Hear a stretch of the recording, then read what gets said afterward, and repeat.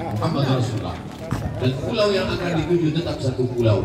Pulaunya adalah ilaha anta maksudi waridhaka maqsudi. Yang mau dicari ini adalah Allah, yang mau direbut ini adalah ridho Allah Subhanahu wa ta'ala. Hanya berbeda kapal saja. Namun sesama kapal ini tidak saling sikut menyikut dan menyalahkan. Ikatan-ikatan ini mesti kita jaga, kita jelaskan ke anak-anak kita. Jangan sampai nanti ketika bapak ibu bertanya ke anaknya, tahu kamu dengan Ustaz Abdul Somad? Iya. Apa ikatan kamu dengan dia? Satu channel YouTube. Kalau channel itu hilang, maka putuslah hubungan kita. Kita mau hubungan kita lebih kuat daripada itu. Jadi kalau saya dikenalkan dengan tarekat, sehingga dengan tarekat itu kita menjadi dekat. Dikenalkan dengan azhar itu kita menjadi rapat. Dikenalkan dengan tasawuf, dengan bertasawuf itu kita menjadi ada. Istilah orang sekarang namanya ikatan emosional. Kalau mau dicari perbedaan, tentu kita amat sangat banyak perbedaan. Kalau dicari kesamaan, tentu kita akan menemukan kesamaan. Makanya kata Nabi, al-arwah junudun mujannada. Ruh itu seperti pasukan bala tentara. Fama ta'arafa minha talaf. Kalau ruh itu memiliki banyak kesamaan, dia akan bisa berjalan bersama.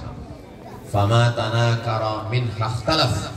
Tapi kalau ruh itu memiliki banyak perbedaan, sulit untuk bertemu. Secara bahasa sampai hari ini bahasa Aceh walaupun udah bolak-balik, yang bisa saya paham cuma dua, Puhaba dengan Pajuban. Tapi alhamdulillah ada banyak titik-titik persamaan, dan kesamaan itulah yang mau kita cari.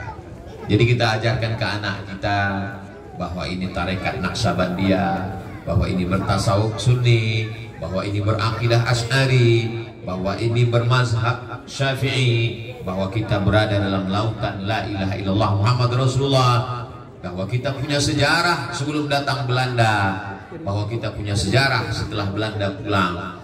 Maka itu yang akan menguatkan hati kita.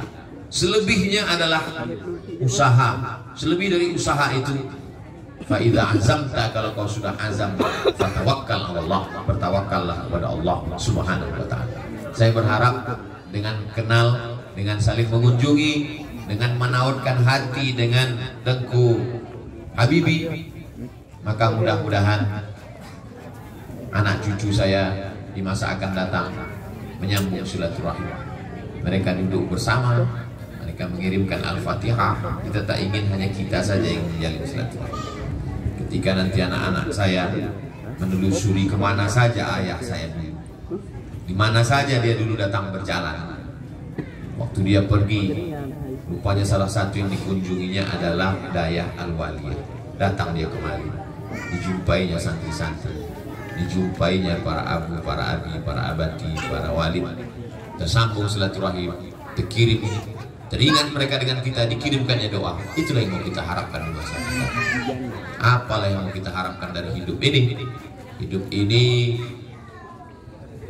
istazalla tahta syajaratin, seperti orang musafir kepanasan bernaung sekejap di bawah pohon yang rindang sementara matahari redup.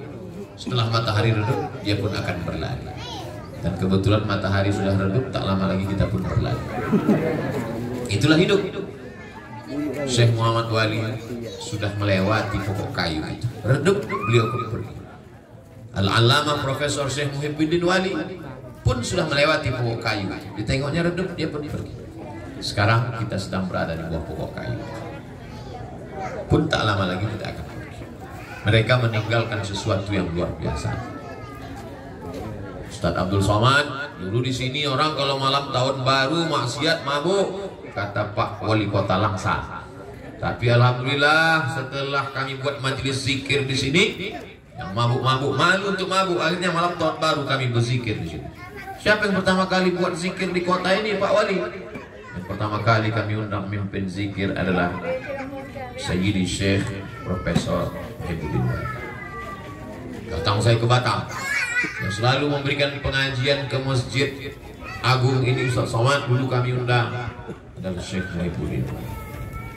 Beliau meninggalkan syarah hikam Ibni Athaillah As-Sakandari. Beliau tidak hanya sekedar di kampus, tidak hanya sekedar di parlemen, semua lini dakwah itu beliau isi. Beliau sudah meninggalkan sesuatu sejarah untuk anak-anak muda di masa akan datang. Sekarang tinggal lagi yang kita pikirkan, kalau kita mati apa yang kita tinggalkan. Alhamdulillah kawan-kawan, sahabat-sahabat meninggalkan sesuatu.